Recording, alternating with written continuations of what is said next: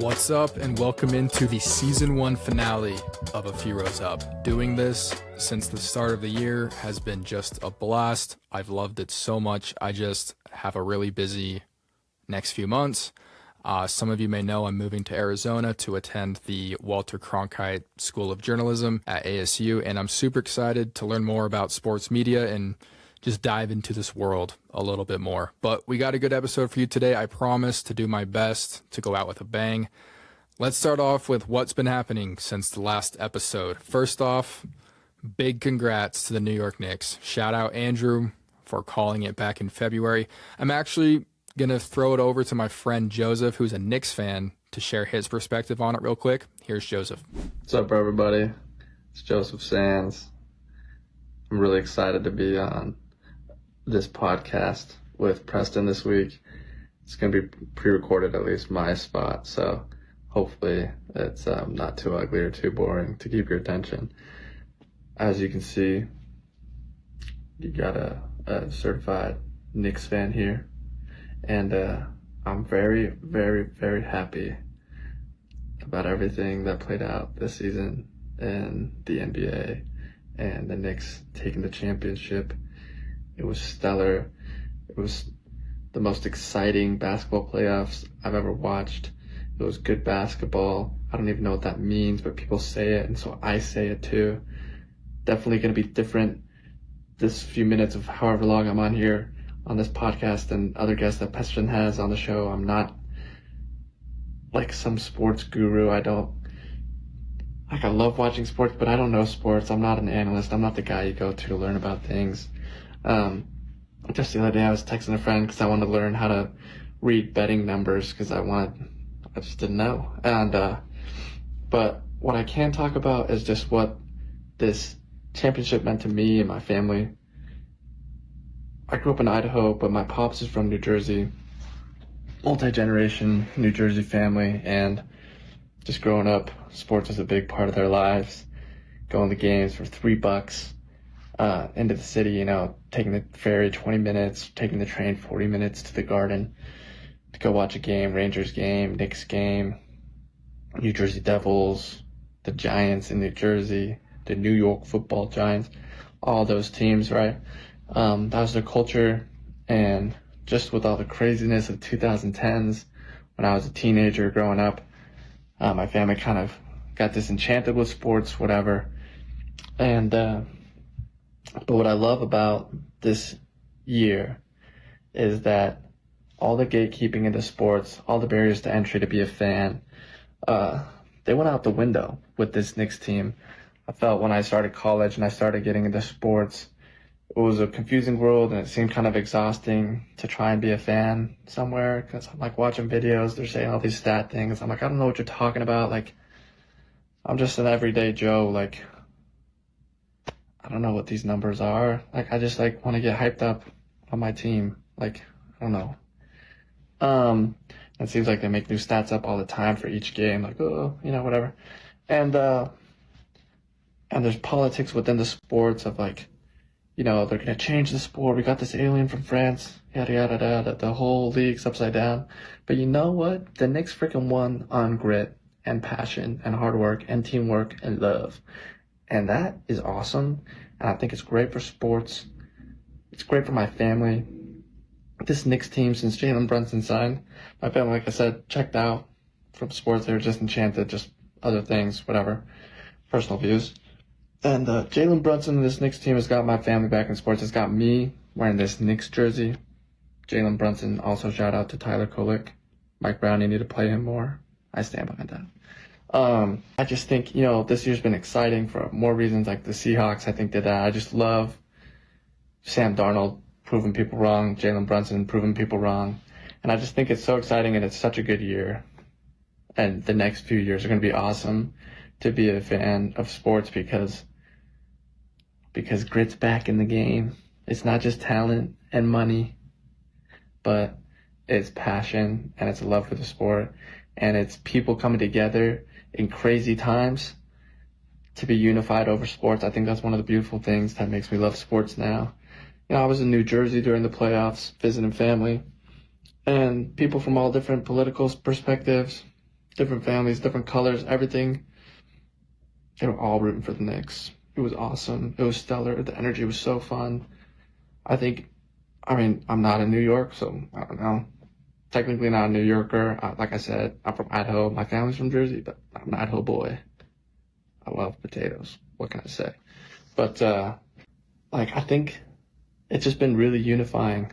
It's been awesome. And I think if every league of sports can figure out how to make teams like the Knicks this year, it's going to be healing for our communities, and it's going to give us more things to talk about with our families and friends, or people that are strangers that then can be family and friends, even if we view things differently in other parts of our lives. And that's why I love this Knicks team. I feel like they embody passion and grit, and something that gives me inspiration for my own life to go and kill it with my own things. So thanks for having me. I love all you guys for watching my boys' show. More people should subscribe, because Preston's the next big thing. Much love. Go New York, go New York, go. I love it. Joseph is a great hype man, and I'm really happy for him and for New York. I thought it was a great series. Even though it went 5 games, every game was good, right? I'm glad the Knicks pulled it off. I think they've been building this team for a while and have the experience advantage over the Spurs, who will probably be back. I mean, nothing's guaranteed in this league, especially now that dynasties are no longer a thing. But given how young and talented the Spurs are, you have to expect them to be back. You have to expect them to have plenty of opportunities at this thing. But apparently, how this works, with Wemby losing the NBA Finals, that means that, I don't know, Cade Cunningham had a better postseason than him, because as we know, losing in the NBA Finals is way worse than losing in the early rounds. So congrats to Cade Cunningham and Jaylen Brown and Tyrese Maxey, to name a few, who, when it's all said and done, had a much more successful postseason than the man who lost in the finals. Just insane logic, but this is how it works, apparently. So sticking with the NBA for one more topic, I don't want to analyze the draft too much, but I'm personally really happy with how the lottery turned out. I think the one mistake was the LA Clippers going with Vogler over Acuff, but other than that, AJ is a tremendous fit in Washington. DP, maybe even a better fit in Utah. I think Utah will make at least the play-in this next year, and I think give them 2 or 3 more years, and you'll see that they could be a 3 seed if they remain intact and their players keep progressing at this rate. Just a prediction. I know I got a couple questions about this, so I just figured I'd go over it right there. Can't wait to see the rookie class next year. And then over to the World Cup. The World Cup has been very entertaining, yes, but also endearing.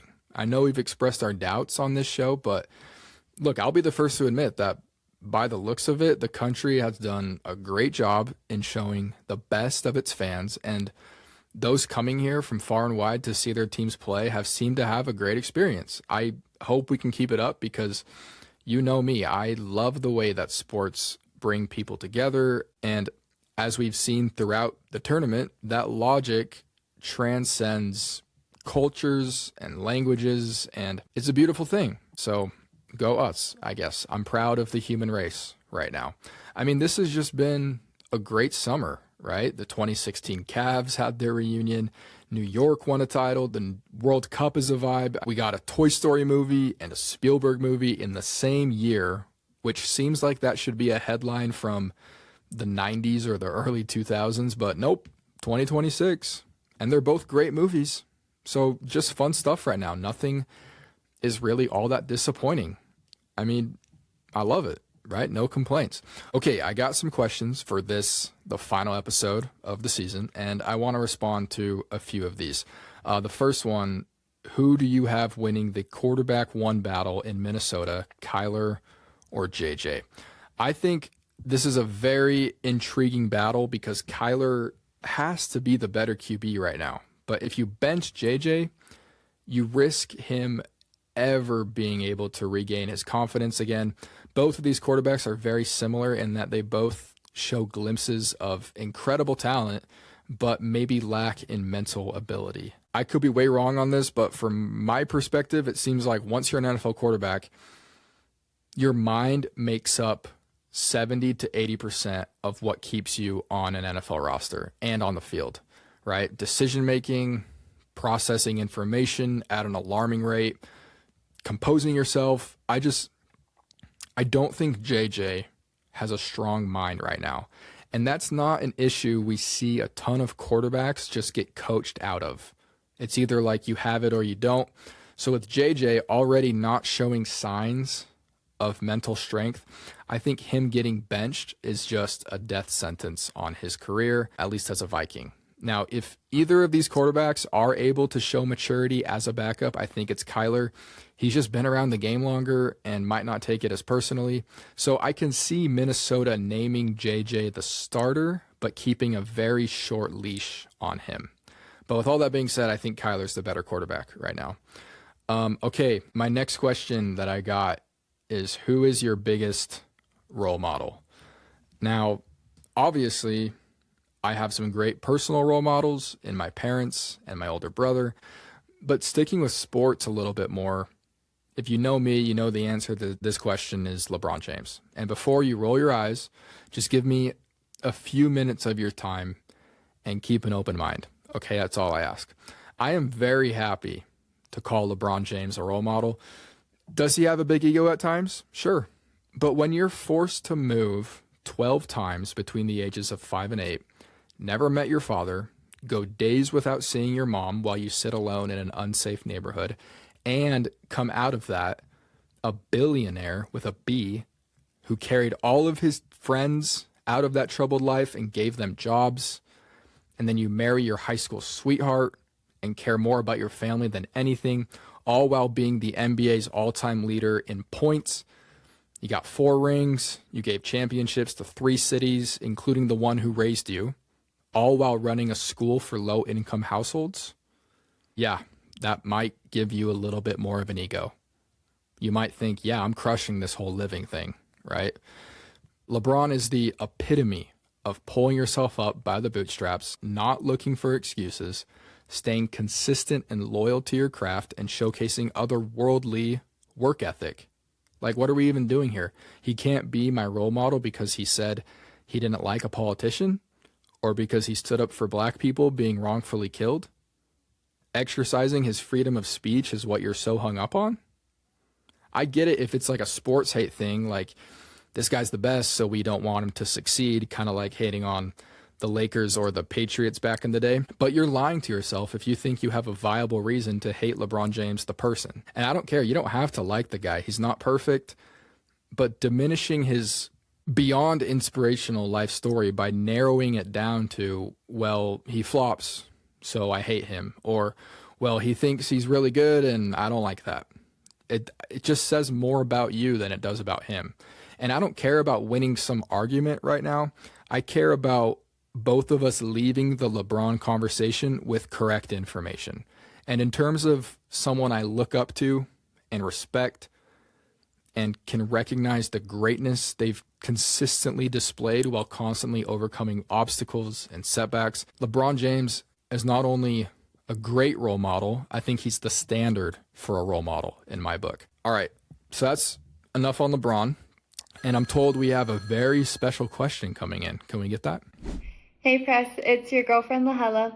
I just wanted to know, 1, how you'd want to rank all the Toy Story movies now that you've seen all of them, and 2, what movie or movies you're most excited to see out of all the fun upcoming movies coming out. Okay, give the people what they want. I mean, come on. Isn't she just the best? Also, I love this question, and for the rest of the show, we might be talking a little bit more about movies, so hang in there if you don't like that stuff. I've come to the conclusion that Toy Story is the best franchise in the history of cinema.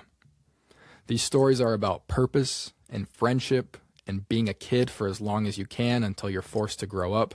And when I watch these movies, I feel like I don't have to be a grown-up for like an hour and 40 minutes. I grew up on these movies. Toy Story does this remarkable thing where it doesn't feel like an adult movie, but elements that exist in these movies, like certain dialogue and humor and themes, just make it very enjoyable for adults if they let it.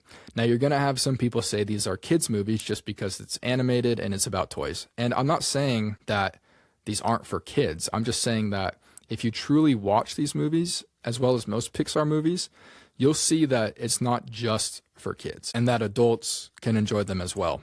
It's fun for the whole family, as they say. And I respect these movies a lot for that.